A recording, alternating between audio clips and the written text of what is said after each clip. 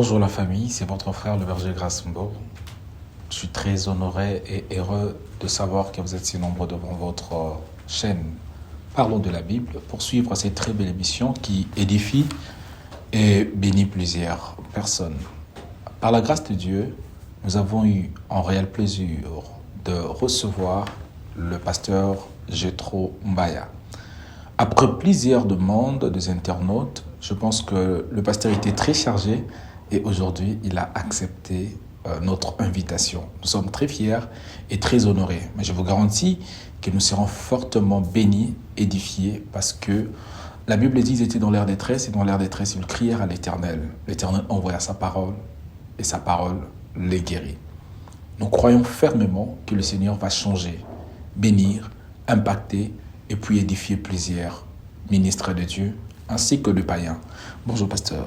Bonjour, berger Grasse. Je suis très heureux et très honoré de vous recevoir. Merci, moi aussi. Je suis honoré d'être invité en ce lieu. Vous le savez bien que plusieurs vous aiment et vous apprécient. Et je suis sincère que plusieurs aussi vous contredisent. Ils disent que vous disent certaines choses qui ne se conforment pas à la parole de Dieu. Quelle est votre réaction face à ces genres de réflexions? Bon, je commence par ceux qui m'aiment, ceux qui m'apprécient, ceux qui me soutiennent de près ou de loin. Je vous aime également, même si je ne vous connais pas tous, mais je sais que nous sommes des cœurs, nous sommes ensemble, nous faisons le même travail, nous avons le même cause, donc nous sommes ensemble. Il y a beaucoup de personnes à travers le monde qui m'écrivent, qui me soutiennent, et il y a aussi de ceux-là qui ne m'écrivent pas, mais qui sont avec moi, que Dieu bénisse. Alors pour ceux qui ne sont pas d'accord avec moi sur ce que je fais, je reste ouvert pour écouter vos critiques, vos remarques, ou aussi vos questions. Il y a des sujets sur lesquels on peut échanger et peut-être trouver un terrain d'entente. Donc nous sommes des frères. Nous sommes des frères en Adam. Nous sommes aussi des frères en Christ. Donc si je ne suis pas votre frère en Christ, je suis quand même votre frère en Adam. Et voilà, nous partageons le même espace de l'univers. Donc nous sommes ensemble. Très bien, nous sommes ensemble. Quelle est la bonne nouvelle que vous nous avez apportée aujourd'hui? Je suis très heureux de savoir que nous sommes vivants. Ça, c'est une bonne chose. Et nous sommes en train de préparer une très grande activité qui est intitulée « Un homme qui sauva toute une ville ». Cette année, c'est la 3e édition. Par la grâce de Dieu, le Seigneur m'avait mis à cœur d'aller jusqu'à la 10e édition. Après, on va aller dans un autre concept. Donc ça, c'est la 3e année, nous évoluons. C'est un thème qui sauve, qui bénit et qui édifie. Un homme qui sauve toute une ville. Peut-être que nous aurons le temps d'en parler. Mais il y a beaucoup d'autres sujets d'actualité que j'aimerais que nous puissions parler. Entre autres, par exemple, les rôles des pères dans les parcours ministériels. Aujourd'hui, il est décevant de regarder, de voir les différents spectacles malheureux que nous voyons dans les réseaux sociaux surtout et dans les autres médias. À mon avis, c'est parce que il y a des ministres de Dieu qui ne sont pas encadrés, qui n'ont pas de pères, qui n'ont pas de repères. Et donc, je crois qu'il est temps que la paternité puisse jouer son rôle, que la paternité puisse donner, afin qu'il y ait des lignes de conduite. Donc, je vais vraiment... Quand vous parlez de la paternité, moi, je me pose beaucoup de questions, notamment, je pense que dans la Bible, il est écrit « N'appelez personne père », parce qu'il n'y a qu'un seul père qui est notre Dieu, évidemment. Alors, comment reconnaître un père et qui est un père? Ça, c'est une très bonne question. Vous savez, il y a des gens qui prennent des versets pour en faire des prétextes. Surtout quand quelqu'un ne veut pas être contrôlé, quand quelqu'un ne veut pas être dirigé, il va s'accaparer d'un verset qu'il ne comprend pas lui-même et il veut embrayer les gens. Quand le Seigneur dit n'appelez personne père, c'est dans une dimension. Je vais ouvrir une parenthèse, je vais vite la fermer. Les problèmes des Écritures, c'est il y a des choses, il y a des notions dans la compréhension des Écritures. Il y a l'exégèse et l'herméneutique. C'est ça le plus grand problème. Pour comprendre les textes, il faut faire de l'exégèse et faire de l'herméneutique.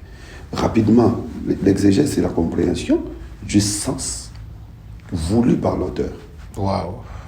Alors que l'herméneutique, c'est la compréhension de celui qui écoute. Parce que entre l'auteur et celui qui lit, il y a une grande distance.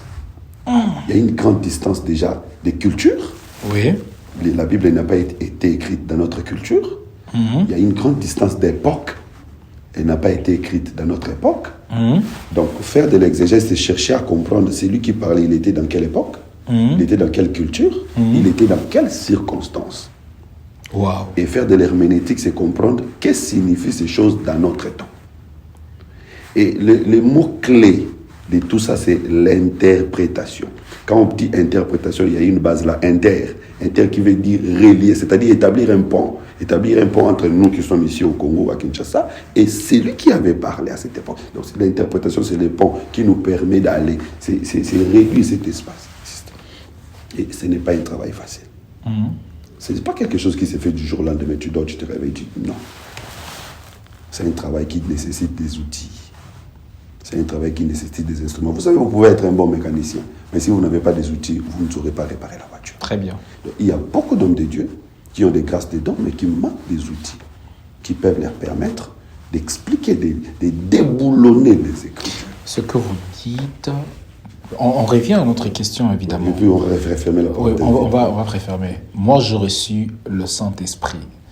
J'ai reçu l'appel et j'ai le Saint-Esprit en moi. Le Saint-Esprit connaît tout. 1 Corinthiens chapitre 2, verset 8. Ce sont des choses que l'œil n'a point vu, l'oreille n'a point entendu, qui ne sont pas montées dans le cœur de l'homme. L'Esprit de Dieu en moi me révèle tout. Alors vous voulez que j'apprenne encore pourquoi? Voyez-vous pas que c'est une sorte de rêve? Déjà, le verset que vous évoquez là n'est pas dans le sens où nous sommes en train de dire. Très bien. Je suis devant un docteur. Hein. Vous avez pris un verset hors contexte. Bon, non, il faut nous expliquer, homme de Dieu. Mais le problème, c'est que le Saint-Esprit connaît tout, mais le Saint-Esprit ne nous dit pas tout. Il y a des choses que le Saint-Esprit ne te dira jamais. Vous voyez, déjà la Bible est une œuvre littéraire. En dehors d'être une œuvre spirituelle, la Bible est une œuvre littéraire dans laquelle on trouve les figures de style, on trouve des choses. Le Saint-Esprit ne te dit pas que ça c'est une figure de style. Donc ça, il faut apprendre. Il y a des choses que Moïse a appris auprès du Seigneur, au sommet de la montagne, mais il y a des choses que Jéthro avait enseignées à Moïse. Donc, le Saint-Esprit ou Dieu au ciel n'avait pas oublié d'enseigner à Moïse ces choses-là. C'est-à-dire, dans le parcours ministériel, il faut savoir qu'il y a des choses que Dieu va vous révéler, il y a des choses que vous allez apprendre chez les autres. Il faut faire la part des choses. Et si vous voulez être complet dans votre ministère, il faut apprendre auprès du Seigneur et il faut apprendre auprès aussi des hommes que Dieu a instruits. Moi, j'ai toujours dit, je vais le dire en lingala et puis je vais l'interpréter en français, « Et les tons d'akana en volate. Et les tons d'apena maya bibali musuye sopana katina. » Donc, si vous avez il y a beaucoup de serviteurs de Dieu. Beaucoup d'hommes de Dieu. Ah, c'est un extraordinaire. Qui pensent que leur ministère ne dépendra que de Dieu. Attendez. Parce que nous tous, nous dépendons du Seigneur. Mais disons-nous de vérité. Dieu ne nous parle pas tous les jours. Oui. Directement. Mais tous les jours, Dieu nous parle au moins des autres. Et d'ailleurs, nous comprenons mieux ce que Dieu nous dit au moins des autres que ce que Dieu nous dit directement. Bon, c'est une petite expérience. Revenons à notre mouton. Alors, maintenant, le Père, c'est Dieu. C'est l'Esprit. Mais Dieu, comme Esprit, a délégué, donne cette capacité de procréer aux hommes. C'est comme nous sommes toujours dans cette question. Si je vous pose la question maintenant, Dieu avait créé pendant combien de jours? La réponse sera Dieu a créé pendant 6 jours et le 7e jour, il s'est reposé. Mais si vous regardez bien la Bible, vous allez voir que Dieu a créé pendant 3 jours. Et les 3 derniers jours, Dieu a donné l'ordre à ce qu'il avait créé de créer. Ah, il faut bien expliquer cela. Le premier jour, Dieu a créé la lumière. Le deuxième jour, Dieu a créé le ciel. Le troisième jour, Dieu a créé la terre. C'est fini. Le 4e jour, Dieu donne l'ordre à la lumière qu'il avait créée le premier jour, de produire le soleil, la lune et les étoiles. Donc là, Dieu utilise maintenant ce qu'il lui avait créé pour continuer la création. Le 5e jour, Dieu donne l'ordre à l'eau de produire les poissons. Et jusqu'à aujourd'hui, l'eau continue à produire les poissons. Le 6e jour, Dieu donne l'ordre à la terre de produire les arbres. C'est-à-dire, quand Dieu établit dans une nation, établit dans une communauté un père, c'est au moyen de cette personne-là qu'il y aura reproduction des ministres de Dieu. Et il faut faire très attention. Quand vous avez reçu l'onction par les canaux d'une personne, restez attaché à lui. Cette onction ne vous sera productive que si vous êtes attaché à lui. Quand vous vous déconnectez de lui, l'onction cesse de produire. Je donne l'exemple de l'enfant prodigue. Il n'avait pas compris. La richesse du père ne peut être bénéfique que si tu restes en contact avec le père. Si tu prends la richesse du père pour amener dans un autre endroit, cette richesse ne te servira à rien. Et c'est ce que les gens sont en train de vivre aujourd'hui. Je donne l'exemple de David. Qui ne sait pas que Dieu avait aimé David? Dieu avait choisi David. Et alors que David était dans la forêt en train de paître le brebis de son père, Dieu le voyait. Samuel était un prophète. Avec toute sa prophétie, n'avait-il pas vu que David était dans la forêt? Pourquoi il n'était pas allé dans la forêt pour oindre David? Il va aller dans la maison de son père. Pour chercher le roi dans la maison de son père. Ça, c'est important. Ça, c'est important. C'est le père qui va amener le fils pour qu'il reçoive l'onction. Et le jour où David a fait tomber Goliath, on a posé la question de qui est-il fils. On n'a pas posé la question de qui est son nom, quel est son nom. Tout ça, c'est important.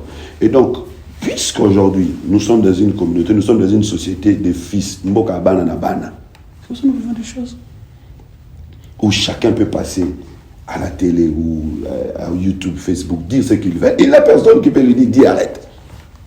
C'est quand même regrettable. Et tout ce que nous vivons dans l'église aujourd'hui, c'est les reflets de notre société. La même chose, vous les voyez en politique. La même chose, vous les voyez dans la même musique profane. Vous voyez. Donc, c'est compliqué. Mais mon pasteur, s'il vous plaît, la Bible déclare « Enfants, obéissez à vos parents selon le Seigneur, car c'est la juste, honore ton père et ta mère. Ouais. » Vous vous arrêtez toujours là-bas, mais il y a la continuation de la pensée qui dit « Et vous, pères, n'irritez pas à vos enfants. » Comment doit se comporter un père spirituel? Ça, c'est important. Bon, je sais qu'il y a déjà un débat sur les noms père spirituel, père de la foi. Père de la foi, père spirituel, donc on comprend déjà. Voilà, on comprend. Évitons les débats sur la sémantique. Ok. Un père reste un père, il est au-dessus. C'est comme ça, aujourd'hui, nous avons des pères qui sont au même moment fils. Et notre difficulté, c'est que nous jouons sur le même terrain, les pères et les fils. Nous sommes en train de travailler sur le même terrain. Alors, les pères sont en train de concurrencer les enfants. Non. Un père est celui qui élève son fils. Un père est celui qui est d'accord, qui accepte que son fils les dépasse. Waouh! Ça, c'est un père. Insister sur ça. Quand quelqu'un ne veut pas que toi, tu les dépasses, il n'est pas père. David avait dit que le trône de Salomon soit élevé au-dessus de mon trône. Et puis je vais aller plus loin, peut-être que je vais scandaliser quelqu'un. Il y a des gens qui vous regardent. Oui, je vais scandaliser quelqu'un. C'est ce que je vais dire maintenant. Quand Joseph arrive en Égypte et que Jacob également arrive en Égypte, Jacob va se prosterner devant Joseph. Alors qu'à Cana, c'est... C'est comment? Jacob? Jacob en Égypte se prosterne devant Joseph. Il adore Joseph. Alors qu'à Cana, c'est Joseph qui s'est prosterné devant Jacob. Je suis en train de parler en langue. Un père doit accepter que le trône de son fils soit élevé au-dessus de son trône. Et c'est Joseph qui a présenté Jacob devant Pharaon. Wow. Ça, c'est important. Et voilà pourquoi au ciel, on dit tout genou fléchi devant le nom de Jésus-Christ. S'il y a un père au ciel, le père fléchit les genoux devant les fils. Et il y a un seul trône au ciel. Celui qui est assis sur le trône, c'est le Seigneur. Je ferme la parenthèse. Je vais dire que les pères, c'est comme le papa de l'enfant prodige. Quand il rentre, son père ne lui a pas réglé de comptes. Il va dire, toi, tu avais pris ma richesse, tu verras. Non. Un père, c'est celui qui a toujours les bras ouverts pour accueillir son fils quand il rentre, pour lui calmer. Parce que les fouets avec lesquels un père peut redresser son fils, c'est l'amour. Les fouets avec lesquels le père peut redresser son fils, c'est l'amour.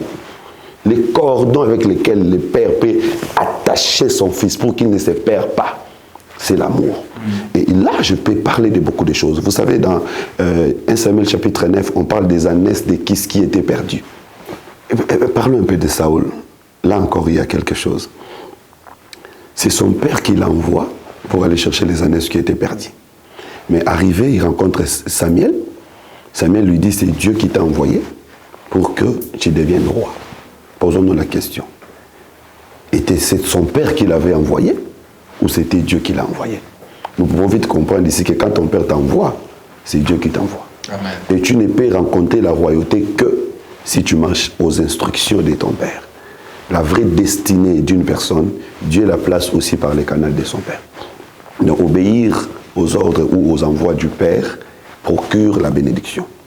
Mais je suis en train de dire ici que les ânesses perdues, c'est aussi l'image de l'humanité qui était perdue. Et c'est le fils qui doit aller pour chercher les ânesses. Donc le père ne viendra pas comme père pour chercher les ânesses, mais c'est le fils, parce que le fils c'était notre père. Donc c'est le père lui-même qui vient comme serviteur, parce que le père c'est celui qui envoie, le fils c'est celui qui est envoyé. C'est la même personne. Mais quand il est celui qui envoie, il est père. Quand il est celui qu'on envoie, il est fils. Alors, il vient pour chercher les ânesses. Et ici, je suis en train de dire que Dieu, dans l'ancienne alliance, avait perdu. Mais Dieu, dans la nouvelle alliance, il ne perd pas. C'est comme ça, si vous lisez Jacob, il dit, Judas est un lion, Judas attache son âne à la vigne. Donc, les ânesses de Judas ne peuvent pas se perdre parce que ce sont des ânesses attachées. Donc, nous sommes dans une dispensation où nous n'allons pas nous perdre. C'est comme ça, vous allez voir, Jésus a fait le miracle de la pêche 2 fois. Avant sa mort, Jésus a fait le miracle de la pêche. Après sa résurrection, il a aussi fait le miracle de la pêche. Mais le constat, c'est quoi? Avant la mort, il y a eu beaucoup de poissons, les filets se rompaient, et il y a quelques poissons qui étaient perdus. Mais après sa résurrection, quand il fait le même miracle, les filets ne se sont pas rompus, et aucun poisson n'a été perdu. On a même compté les nombres, 153 gros poissons. C'est pour dire qu'avant la mort de Jésus, il y avait des fidèles qui étaient en train de se perdre, mais après Jésus ressuscité, personne ne se perdra. Parce que là, c'est lui qui est en train de gérer et son amour nous couvre. Je ferme la parenthèse. Je vais plus insister sur le fait que c'est le Père qui a envoyé. Donc quand on reste sous la conduite et sous la direction des pères, on obtient la bénédiction. Mais le Père aussi doit avoir le cœur des pères. Très bien. Le père doit avoir le cœur de père. Un père prépare tout pour son fils. Si David avait frappé Goliath, c'est parce que son père l'avait envoyé. Lisez bien la Bible. David n'avait pas le programme d'aller dans les champs de bataille. C'est son père qui lui a envoyé dans les champs de bataille. Il lui a donné même le pain. Oh my God. Il lui a donné le pain. Et là, il y a quelque chose que je peux dire. Je ne sais pas si les gens vont me comprendre.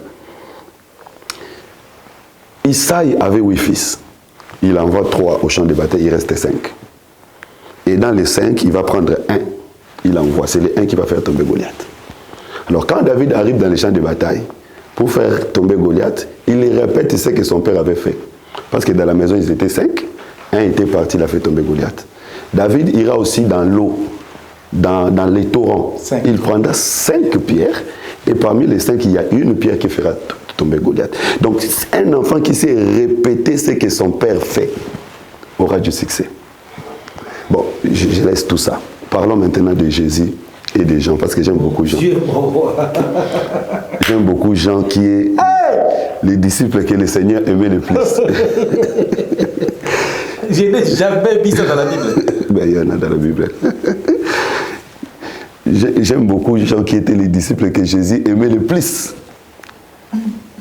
Curieusement, quand j'ai lu ma Bible, Jean n'a fait aucun miracle. Il a chassé même à la fièvre. Mais la Bible dit que c'était les disciples que Jésus aimait le plus. C'est comme ça que je vais dire à mes frères, il ne faut pas vous déranger. Ne pensez pas que quand vous faites marcher les paralytiques, c'est la preuve que le Seigneur vous aime. Et si vous ne faites pas, non, chacun a sa grâce. L'amour du Seigneur dans nos vies se manifeste de différentes manières. Il était ensemble avec Jean, avec Pierre. Et Pierre a dit, regardez-nous.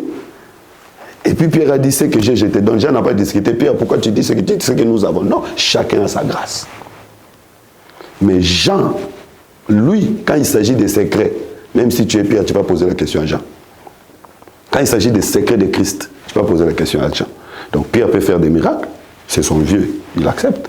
Mais quand il s'agit des secrets, qui va vendre Jésus? Pierre a posé la question à Jean. Petit, demande-lui. C'est-à-dire, tel que nous sommes là, nous devons savoir que nous sommes dans un monde. Nous n'avons pas à nous combattre, mais nous devons nous compléter. Nous devons nous compléter. Mais c'était quoi le secret de Jean? Jean était attaché à son père. Son père, c'est Jésus. Jean était attaché à Jésus. La Bible dit, il mettait sa tête sur la poitrine de Jésus. Et là encore, je vais ouvrir un crochet dans une parenthèse. Parce que nous sommes déjà dans la parenthèse. Je ne sais pas si ça va appeler ça crochet.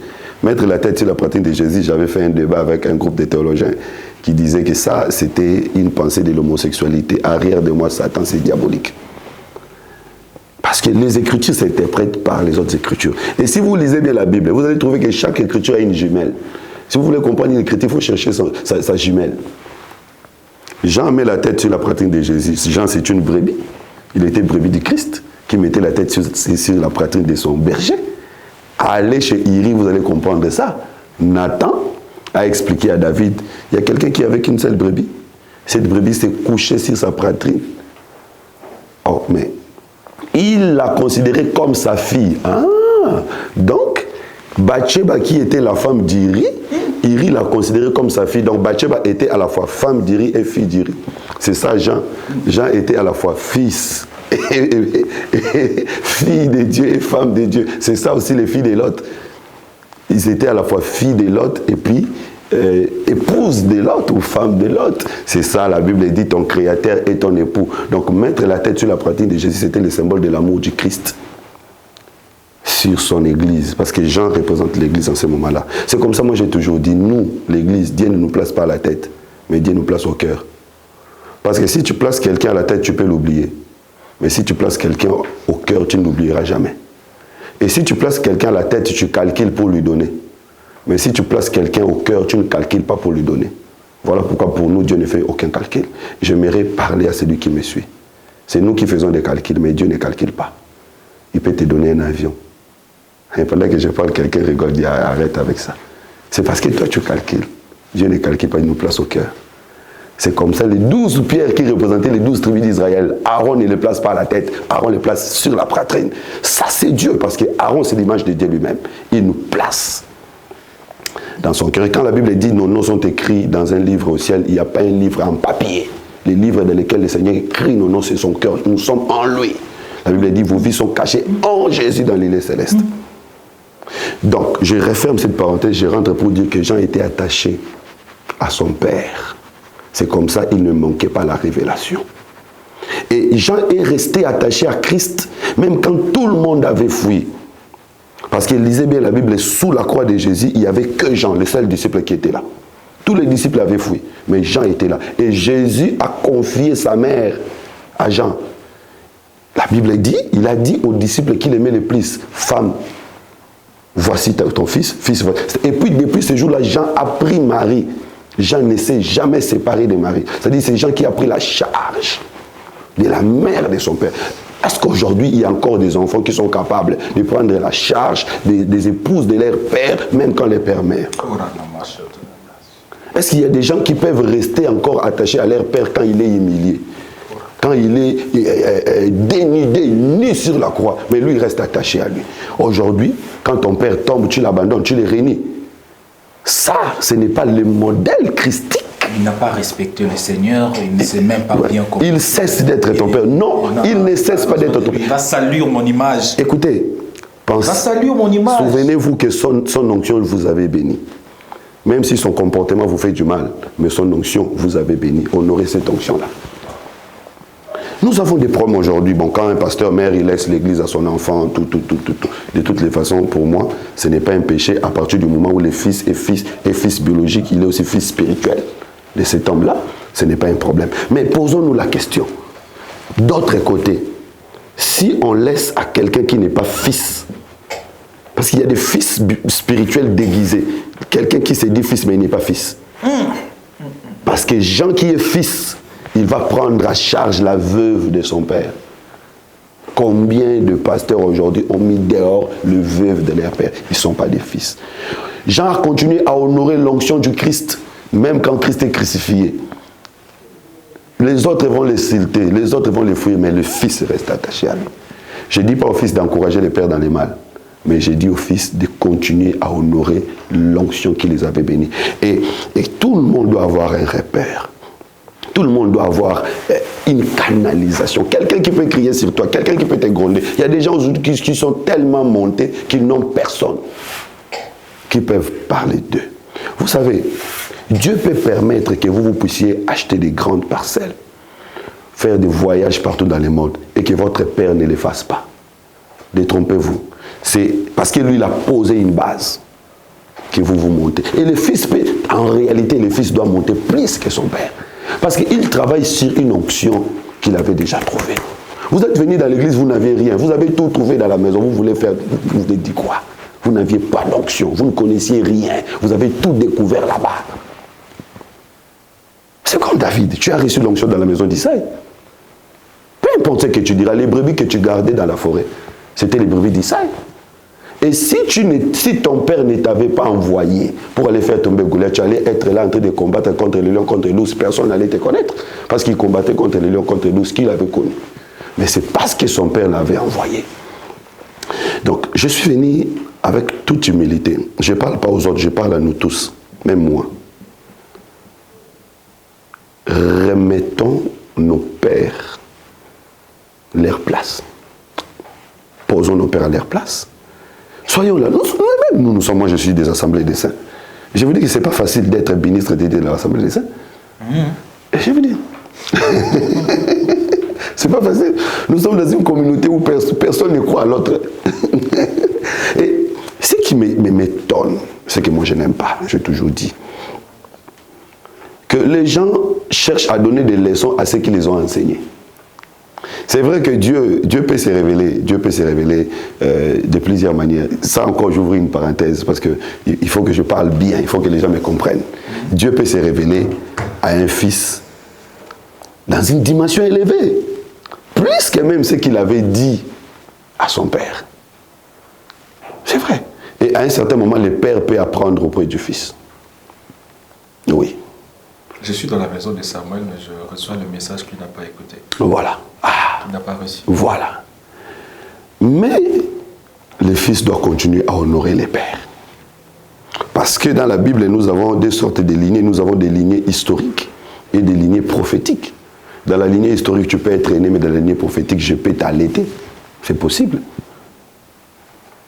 Abraham engendra Isaac, Isaac engendra Jacob, Jacob engendra Judas et ses frères. Est-ce que c'est historique? Non.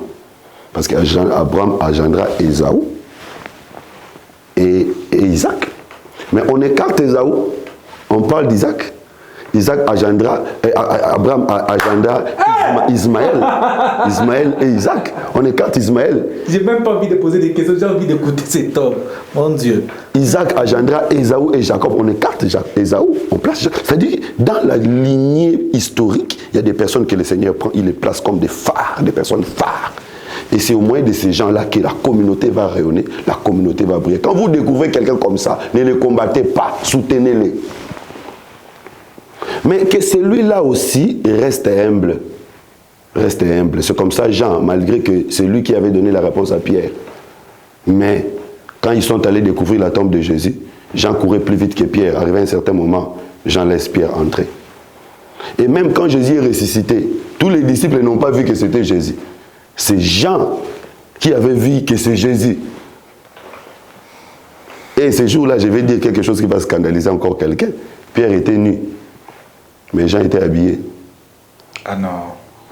Ah. Et c'est Jean qui avait prêché Pierre. Il dit, Pierre, c'est le Seigneur. Quand Jean prêche à Pierre que c'est le Seigneur, Pierre met son habit et il tombe dans l'eau, c'est le baptême. Donc Pierre s'est baptisé avec l'enseignement des gens. C'est comme ça que j'ai dit, dans l'église, on n'a pas autre chose, on n'a qu'à montrer les gens le Seigneur. Si tu montres quelqu'un le Seigneur, il va lui-même mettre les habits. Parce que c'est lui qui peut se promener nu sans avoir honte, c'est un enfant. C'est-à-dire que Pierre était un enfant. Voilà pourquoi quand Jésus arrive, il dit, les enfants, vous n'avez rien à manger. Il avait vu un enfant là-bas. Tu peux être grand en âge, mais si tu es nu, si tu te comportes mal, tu es un enfant. Tu as besoin qu'on te montre le Seigneur. Et quand on te montre le Seigneur, mets ton habit et jette-toi dans l'eau. Donc voilà. Mais il est resté respectueux à l'égard de ses aînés à l'égard de ses pères. Remettons nos pères à leur place. Arrêtons de nous disputer. Moi, il y a des choses sur lesquelles je ne suis pas d'accord. Quand mes pères parlent, mais par respect, je ne réagis pas. Parce que je ne sais pas déjà faire un débat avec mon père, je ne sais pas. Exactement. Je ne sais pas faire un débat avec mon père, je peux lui parler en privé s'il croit ça va. Il y a même des choses, parce que vous savez, dans la marche de l'Église, il n'y a pas que la doctrine, il y a également les dogmes. Les dogmes, ce n'est pas Dieu qui les place, les dogmes, ce sont les hommes qui les placent, pour servir d'identité et puis d'un canevas. Moi, je peux comprendre que ça, ce sont les hommes qui ont placé, ce n'est pas Dieu. Mais comme ce sont mes pères, j'ai des limites. J'ai des limites. Parce que la Bible dit ne déplacez pas les bornes que les anciens ont placées. Aujourd'hui, l'Église en République démocratique du Congo, parce qu'il y a l'Église corps et il y a aussi des églises locales. En République démocratique du Congo, l'Église souffre d'une maladie de la paternité. Qui est père? Le père, c'est celui qui a apporté la foi. C'est celui qui a apporté les messages qui nous a poussés à la foi. C'est celui qui nous a ouvert les yeux, qui nous a mis les colliers aux yeux pour que nous puissions voir. Et quand on t'ouvre les yeux, tu peux voir beaucoup plus de choses que celui qui t'avait ouvert les yeux. C'est possible. Et celui qui m'a ouvert les yeux n'a pas les moyens de m'empêcher de voir, parce que je verrai. La Bible dit, les yeux ne se rassasient pas pour voir. Mais il faut que nous puissions respecter les gens que Dieu a placés devant nous. J'imagine un enfant qui se place sous les épaules de son père, ouais, et il néglige son père. Et voilà. Il dit, mon père, tu n'es pas intelligent voilà. comme moi. Voilà. Tu ne vois pas ce que moi je vois. Je vois des choses que tu ne vois pas. Voilà. Je suis plus élevé que toi. Voilà. J'ai une taille élancée que toi. Tu ne vois rien, mon papa. Donc, le papa se décide de laisser son fils. Il dit, bon, ça va mon fils, comme tu vois bien, merci, je te laisse. Ouais. Avec le temps, il est un peu fort. Ouais. Après... Mais après, de manière progressive, il n'arrive pas à voir ce qu'il voyait au départ. Ok. C'est ça. Et il y a des gens aujourd'hui qui sont lâchés, mais qui continuent à briller. Ils disent, ah ben voilà, même si tu m'as lâché, je continue à briller. Il faut faire très attention. Toute élévation n'est pas bénédiction. Il y a des élévations qui sont malédictions. Et Dieu élève certaines personnes pour les punir. Il t'élève, mais pour te punir. Dieu sait que si il ne t'élève pas, il ne te punit pas bien. Pour qu'il te punisse, il faut qu'il t'élève d'abord. C'est comme Pharaon. La Bible dit Dieu l'avait élevé à dessein. Donc toute la gloire, toute la puissance que Pharaon avait quand il maltraitait les enfants d'Israël, c'est Dieu qui lui donnait. La Bible ne dit pas que c'était le diable qui lui a donné, c'est Dieu. Mais il lui a donné pour les punir. Même Satan, les pouvoirs que Satan a, c'est Dieu qui lui a donné. Mais il lui a donné pour les punir. Donc, remarquez même la mer rouge. Quand la mer rouge s'ouvre, c'était pour les enfants d'Israël une bénédiction. Mais Pharaon aussi, il entre dedans, il dit, ah, moi aussi, je vais profiter de ça. Attention, des choses qui appartiennent aux enfants de Dieu, quand Dieu te donne, alors que tu n'es plus son enfant, sache que c'est pour ta destruction.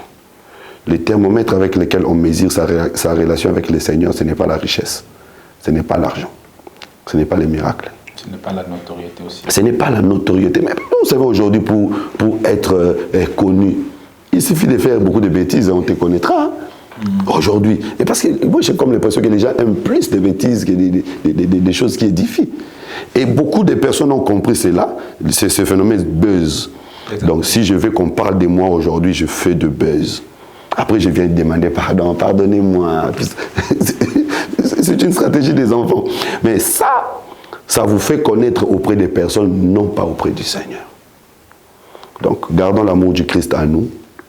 Travaillons pour le Seigneur. Le Seigneur avait dit à Pierre, il posait la question à Pierre, même tu paie mes brebis. Pierre, même tu paie mes agneaux. C'est-à-dire l'amour du Seigneur se manifeste quand on est au service du Seigneur. Et non au service de notre propre gloire, au service de notre... Moi, j'ai toujours dit, moi, je ne travaille pas pour la communauté, non. Je ne travaille pas pour moi-même, non. Je ne travaille pas pour l'église locale, non. Je travaille pour le Seigneur. Je fais des choses pour le Seigneur. Et je sais que ce n'est pas mon église qui me paiera. D'ailleurs, mon église n'a pas la capacité de me payer.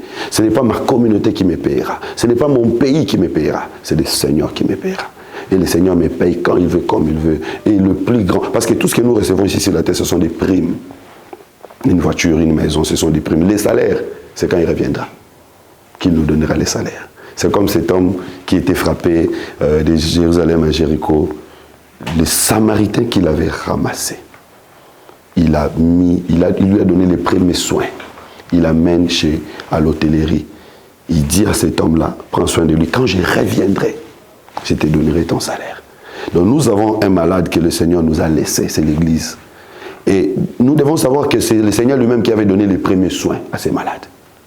Ce que nous faisons que compléter. C'est comme ça Paul dit, j'achève dans mon corps les souffrances de Christ. Nous sommes en train de compléter ce que le Seigneur avait déjà fait et il reviendra nous payer. Ce n'est pas les malades qui vont nous payer, le Seigneur va nous payer.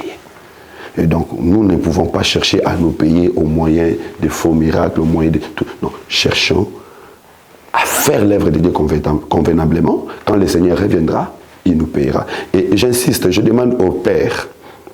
Il y a des pères. Le problème, c'est que les pères entre eux, ça s'entretue. C'est compliqué. Le combat de père entre pères aussi crée cette sorte de conflit actuellement. Ouais. J'imagine que vous n'avez pas une bonne relation ensemble. Exemple, le pasteur Gétro et le pasteur Givenchy n'ont pas une bonne relation. Ouais. Ça fait en sorte que nous, les enfants, nous subissons cette sorte d'injustice, de conflit, de rancune aussi. Ouais. Comment gérer ces combats?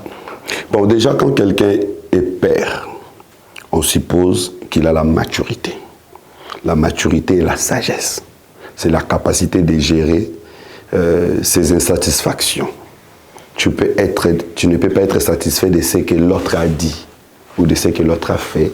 Tu dois avoir une manière de gérer cette insatisfaction pour éviter que le grand public sache que tel et tel sont en train de se court-circuiter. Parce que c'est une responsabilité qui descend jusqu'au niveau des fidèles. Et donc je crois qu'à nos pères, je n'ai pas de leçons à donner, mais c'est juste peut-être une demande de manifester la communion, de manifester une certaine unité. C'est vrai que nous vivons dans une société où il y a des écoles. Il y a des écoles. Aujourd'hui, personne ne peut les nier. Il y a des écoles. Il y a l'école des ACK. Tous ceux qui sont sortis de cette école ont une manière de faire. Il y a l'école de la Borne. Tous ceux qui sont sortis de cette école ont une manière de faire. Il y a l'école de Maman Olangi. Tous ceux qui sont sortis de cette école ont une manière de faire, ont des croyances. Il y a l'école de l'église des réveils en général. Tous les réveillés sont comme ça. Donc, vous voyez, vous savez que ça, c'est un réveil. Il y a également des églises traditionnelles, catholiques, protestantes. Ce sont des écoles. Il y a également l'école des assemblées des saints. Donc, quand quelqu'un sort des assemblées des saints, il a une manière de voir. Respectons-nous. Respectons-nous. C'est le Seigneur qui veut que ce soit comme ça. Ce n'est pas la volonté d'une personne, c'est le Seigneur qui veut que ce soit comme ça. Et personne n'a le pouvoir d'exterminer l'autre. Tu peux venir parler à mal contre moi, tu ne vas pas m'exterminer. Parce que même si je suis dans la fausseté, Dieu m'a donné la vie, il me donne la force pour que je sois dans ma fausseté. Quel est ton problème? Donc, respectons-nous. Et moi, je comprends. Quand quelqu'un parle, je sais qu'il... Quand j'écoute quelqu'un, c'est même pas lui, c'est son école. C'est comme quand vous allez acheter des pains, vous trouvez des pains boules, des pains lancés, tout ça. C'est pas les pains qui vont être, c'est le moule dans lequel il est sorti. Il a été moulé comme ça. Donc, à cette personne, même si tu dis, parfois, moi, avant de parler, d'échanger avec une personne, je pose toujours la question, il est de quelle école? Il est de quelle église? C'est en fonction de son école que je discute avec lui. Avec cette sorte de diversité des écoles, je veux dire, quelle attitude que devons-nous adopter pour ne pas créer ces sortes de rancune, des incompréhensions, de débats inutiles? Ouais. Comment devons-nous agir, j'allais dire? Je pense qu'il faut qu'il y ait la complémentarité. Exactement. La force d'une personne, c'est savoir puiser chez les autres. Puiser les bons côtés et laisser les mauvais côtés. Alors, il ne faut pas s'accrocher à ce que tu sais. Même si c'est faux, non. Donc, il faut puiser. Parce que si vous lisez dans toutes ces écoles, vous regardez dans toutes ces écoles, il y a toujours des points forts et des points faibles. Si vous venez chez nous, les assemblées des saints, il y a des points forts. Mais je reconnais qu'il y a également des points faibles. Et pour s'y plier à nos faiblesses, je regarde chez les autres. Qu'est-ce que je peux puiser chez les autres? Qu'est-ce que je ne peux pas puiser? Et les autres aussi doivent regarder. C'est comme ça que nous allons nous compléter, c'est comme ça que nous allons nous construire. Ceux qui lisent l'histoire de l'Église vont découvrir qu'il y a eu des grandes écoles au temps ancien. L'école d'Antioche et l'école d'Alexandrie. L'école d'Antioche, c'est l'école qui prônait la traduction littérale des textes. L'école d'Alexandrie, c'est l'école qui prônait la traduction typologique des textes. Et ceux qui prônaient la traduction typologique bafouaient la dimension littéraire des textes. Et ceux qui prônaient la dimension littéraire bafouaient la dimension typologique des textes. Et jusqu'à aujourd'hui, ces écoles existent. Si vous allez, par exemple, la manière dont... bon, je ne vais pas citer les noms des églises, mais il y a certaines églises qui expliquent les textes en français. Vous voyez, pasteur qui parle bon français, il explique les textes en français. Et puis, c'est limite là. Il y a aussi des gens tels que nous expliquons les textes dans la dimension typologique, spirituelle. Mais attention, il faut mélanger les deux écoles. Exactement. Il faut mélanger les deux écoles pour être équilibré. J'aime Origel, parce que beaucoup de pasteurs n'aiment pas lire. Si vous lisez les écrits d'Origel, Origel dit que le texte, c'est comme une personne qui a 3 dimensions. Le texte biblique est tridimensionnel. Le texte a un corps, le texte a une âme et le texte a un esprit. C'est facile de voir le corps d'une personne. Un peu difficile de voir l'âme d'une personne, mais plus difficile de voir l'esprit d'une personne. Donc le corps du texte, c'est l'essence littéraire du texte. Tout le monde peut connaître l'essence littéraire du texte. Il suffit de comprendre un peu de français, un peu de latin, un peu de grec. Je peux comprendre l'essence littéraire du texte. Et un peu d'hébreu pour l'Ancien Testament. Mais pour comprendre l'âme du texte, il faut avoir un peu plus de yeux. Bon, pour comprendre l'âme d'une personne, il suffit de parler avec lui, parce que l'âme, c'est là où se cachent les émotions. Donc quand tu parles avec une personne, tu peux comprendre son état d'âme. Et l'âme des textes, c'est l'essence morale du texte. Mais le plus compliqué, c'est l'esprit du texte, c'est l'essence allégorique du texte. Qu'est-ce que ces textes représentent? Je prends un exemple. Dieu dit à Abraham, chasse Agar et son fils. Oh, littéralement, on comprend. Mais quelle est la leçon que nous allons retenir de là? La leçon morale. Et quelle est la leçon allégorique ou spirituelle? Est-ce qu'aujourd'hui, on peut dire à un papa de chasser son fils parce qu'il a eu avec une femme hors du mariage? Est-ce que ça, c'est normal? Non. C'est-à-dire, Agar et Ismaël, sur le plan allégorique, ils représentent la chair. Parce que Agar et Ismaël, c'était la volonté de la chair. Donc, chasser Agar et Ismaël, c'est chasser la chair. Mais vous allez remarquer qu'on les chasse, ils reviennent. Aujourd'hui, quand on chasse la chair revient. On chasse pendant les gènes, mais après, elle revient. Tout ça. Mais il y a un moment où on les chassera et puis il ne reviendra plus. C'est quand nous serons enlevés. Donc, quand quelqu'un est devant les textes, il doit comprendre les différentes dimensions. Et pour mélanger ces différentes dimensions, c'est la complémentarité des écoles.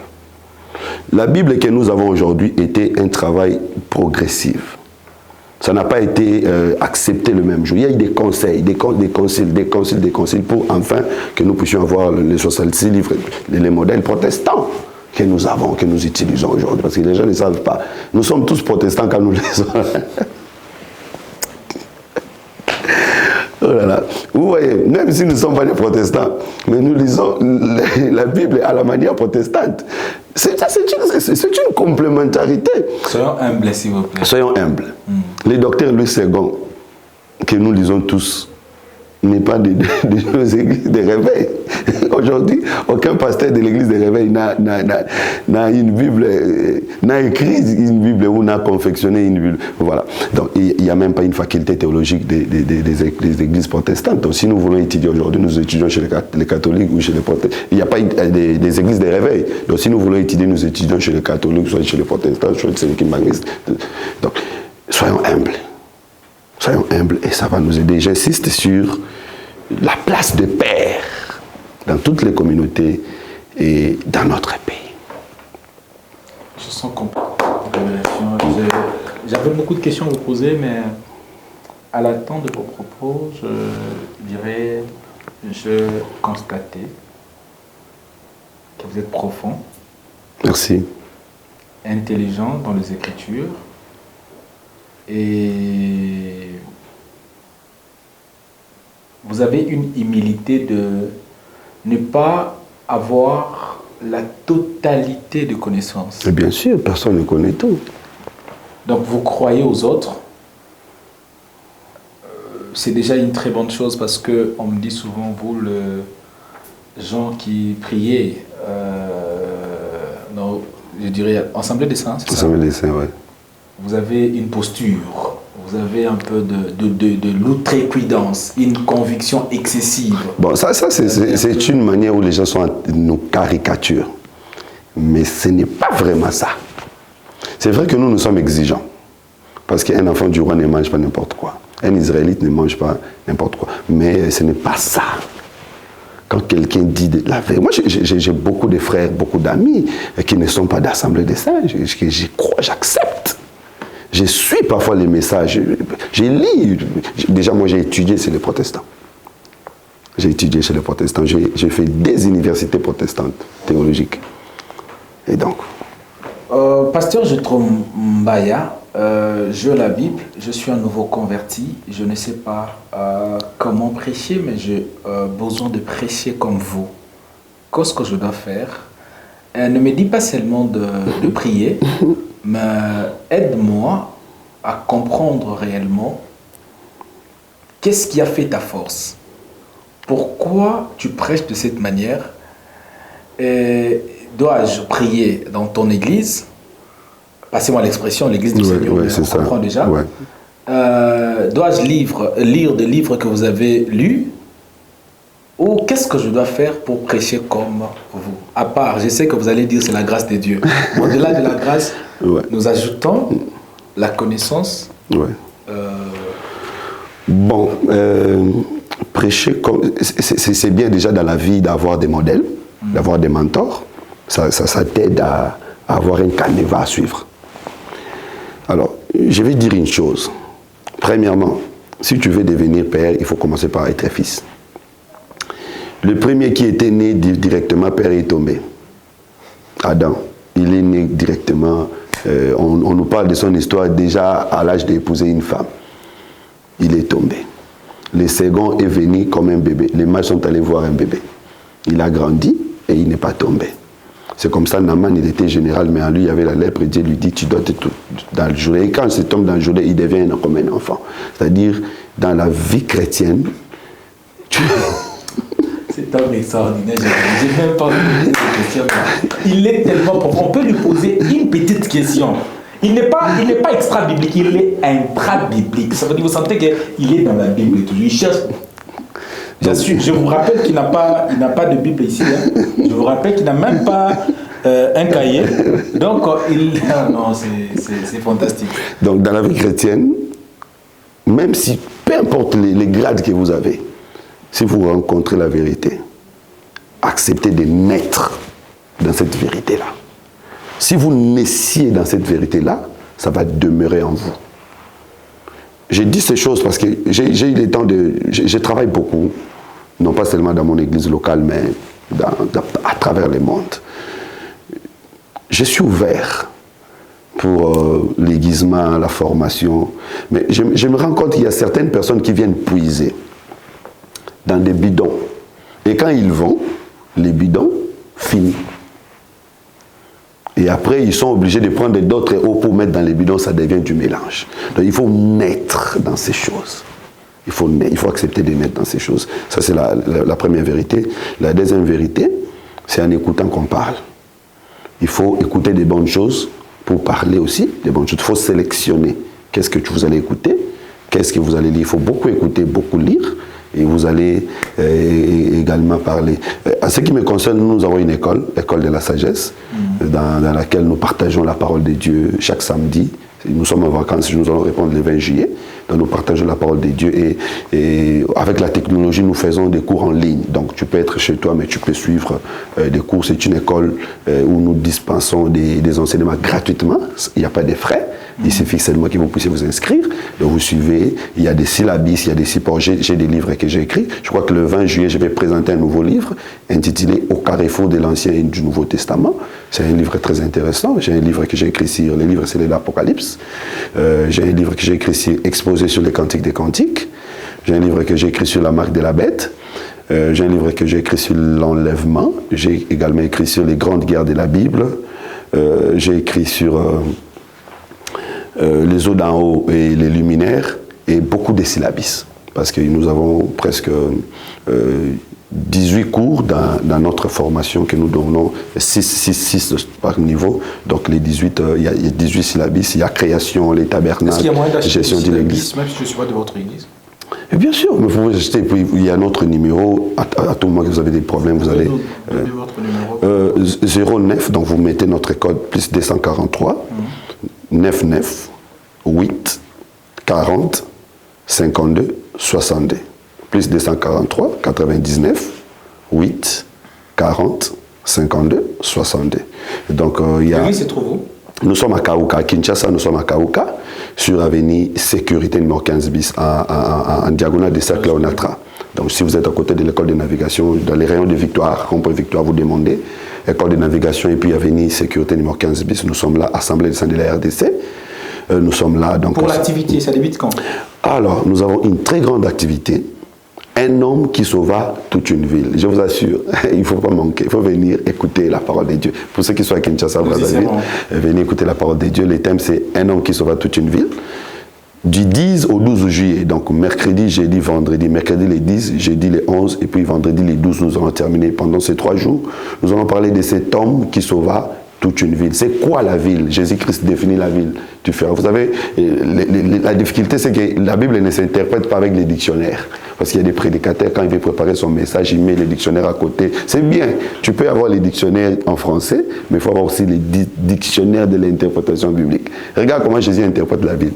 Il dit à ses disciples, vous êtes une ville bâtie sur la montagne. Donc pour Jésus, la ville, c'est son peuple. Mais c'est une ville bâtie sur la montagne parce que Jésus, c'est un aigle. Il doit placer son nid au sommet du rocher.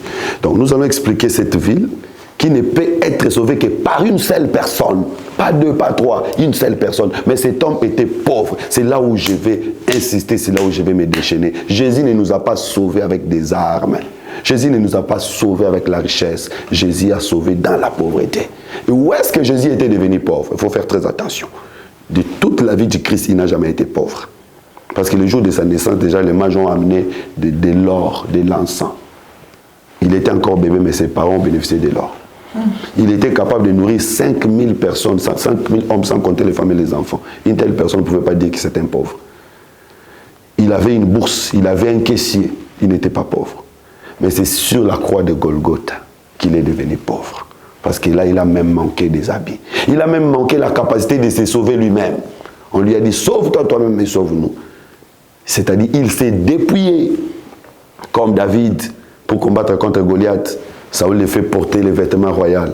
Il porte les vêtements du roi. Mais il s'est dépouillé lui-même. Il donne à Saoul, touche pour moi, je viendrai prendre.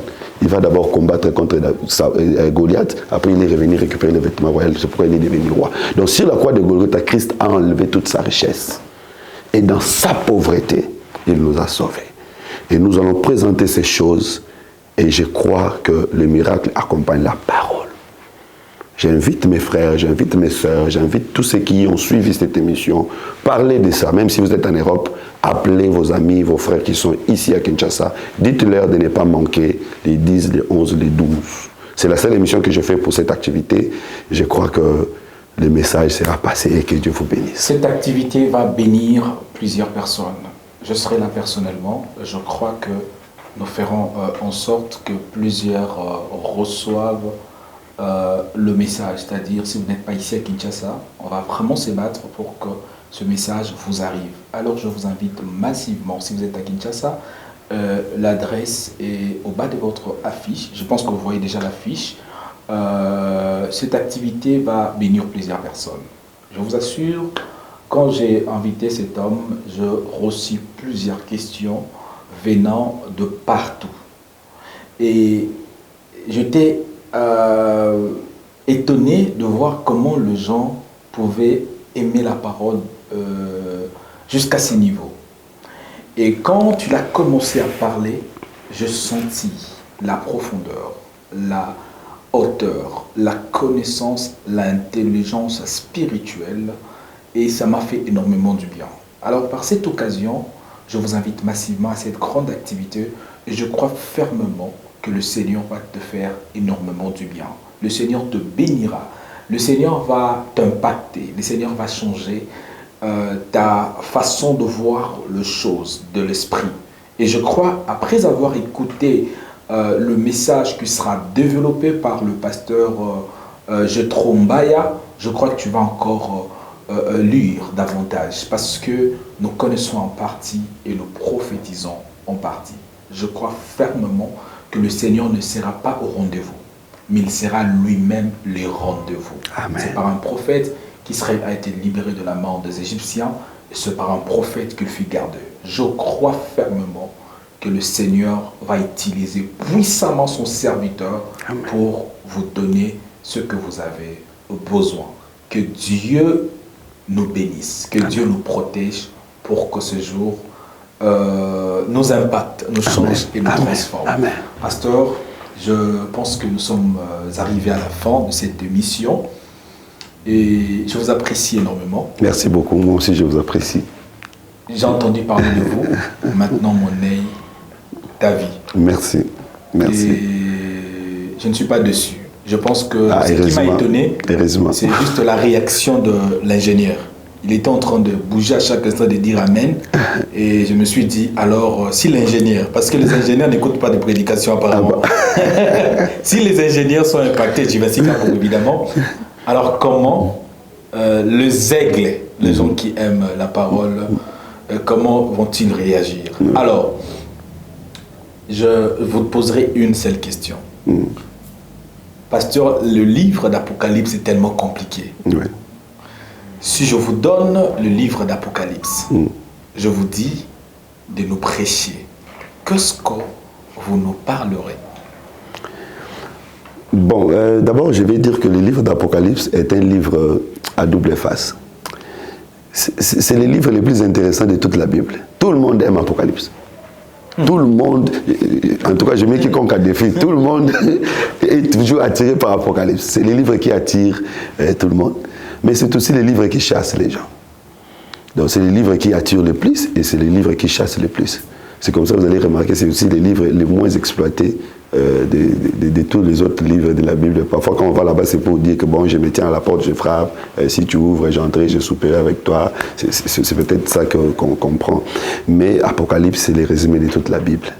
La difficulté d'Apocalypse, c'est qu'elle n'est pas écrite d'une manière chronologique. Les événements ne sont pas écrits d'une manière chronologique. Et puis, c'est un livre rempli de symbolisme.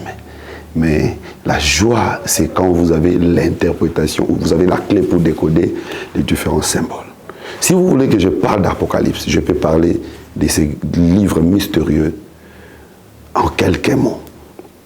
Apocalypse 5, où il y a un homme ou un être qui est assis sur le trône qui tient entre sa main droite un livre scellé d'Apocalypse, un livre scellé de 7 sceaux, écrit en dedans et en dehors.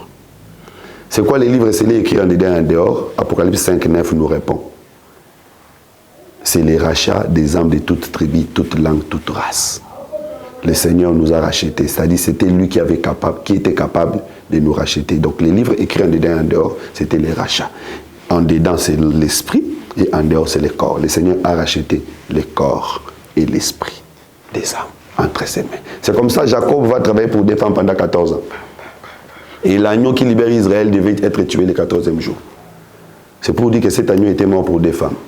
Les deux femmes, c'est le corps et l'esprit. Christ était mort sur la croix de Golgotha pour le corps et l'esprit. Voilà pourquoi il doit mourir au milieu des brigands. Ça, c'est très important. Et même avant de monter au ciel, Jésus va rencontrer Élie et Moïse. Élie, c'est l'image de l'esprit qui montera au ciel, qui ne mourra pas. Moïse, c'est l'image du corps qui mourra. Mais le Seigneur est mort pour les deux. Apocalypse, c'est le résumé de toute la Bible. Genèse, on parle de l'arbre de vie. Dans Apocalypse, vous trouvez l'arbre de vie. Exode, on parle du tabernacle. Dans Apocalypse, vous trouvez le tabernacle. Lévitique, on parle de l'autel. Dans Apocalypse, vous trouvez l'autel. Nombre, on parle de la manne. Dans Apocalypse, vous trouvez la manne. Deutéronome, on parle du désert. Dans Apocalypse, vous trouvez le désert. Josué, on parle de la guerre. Dans Apocalypse, vous trouvez Armageddon et Gog et Magog. Juge, on parle du jugement. Dans Apocalypse, vous trouvez les jugements. Ruth, on parle du rachat. Dans Apocalypse, vous trouvez les rachats. 1 Samuel, 2 Samuel, 1 Roi des Rois, on parle de la royauté. Dans Apocalypse, vous trouvez la royauté. 1 Chronique, 2 Chroniques, on parle de la généalogie. Dans Apocalypse, vous trouvez généalogie. Quoi encore? Allons dans des livres prophétiques. Ésaïe parle de l'agneau qui a été immolé. Dans Apocalypse, vous trouvez. Jérémie parle de la ville qui doit tomber. Dans Apocalypse, vous trouvez. Daniel parle des bêtes qui sont sorties des eaux. Dans Apocalypse, vous trouvez. Osée parle de la pluie qu'on a refusée à une nation. On donne une autre. Dans Apocalypse, vous trouvez. Malachie parle d'Élie qui doit venir. Dans Apocalypse, vous trouvez. Matthieu parle de Jésus comme étant les lions. Dans Apocalypse, vous trouvez. Donc, Apocalypse. Papa, mais monsieur Stili. Au contraire,